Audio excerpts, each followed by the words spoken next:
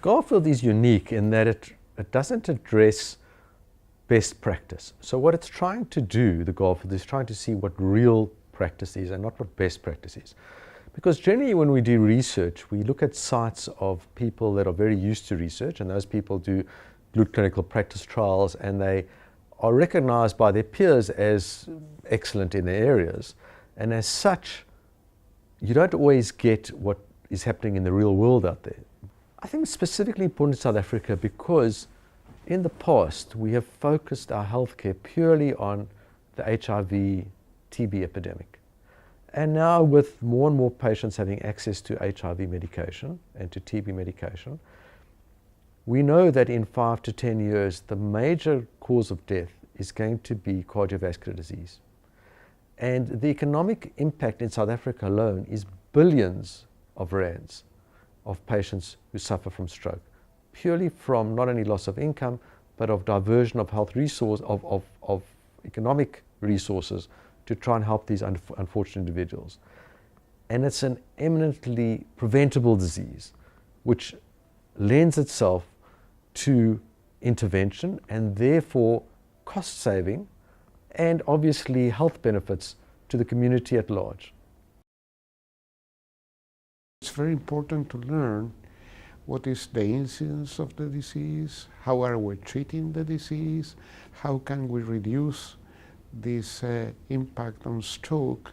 So this having a registry will allow us to learn which are the main characteristics, which is the population that is affected by this, and how can we prevent the disease, or maybe how can we treat it better.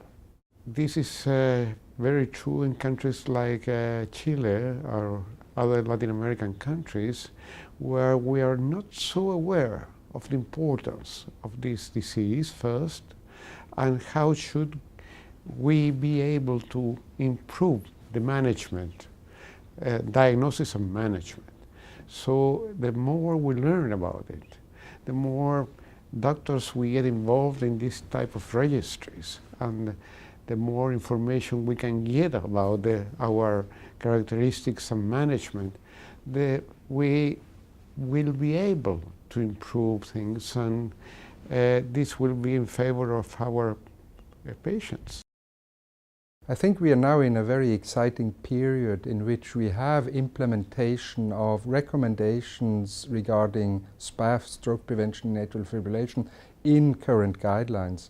So the next step will be to look into the real world situation. How does it look in clinical practice to treat patients with atrial fibrillation so that we really succeed in preventing strokes?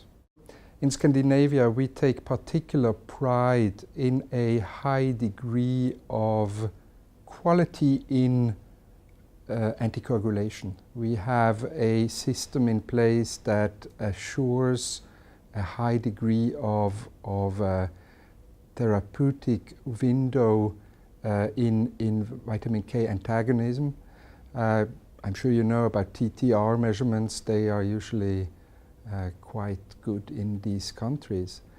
And that puts into perspective some of the discussions that are being performed in these times about the validity of novel anticoagulants in a setting where the quality of the old anticoagulants, the vitamin K antagonists, actually is very good. So this is particularly interesting for us to follow and then to see how it plays a role in our country.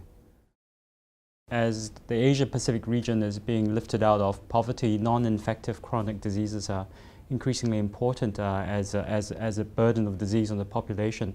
And AF is one of these things that hasn't been particularly well studied in many of these populations.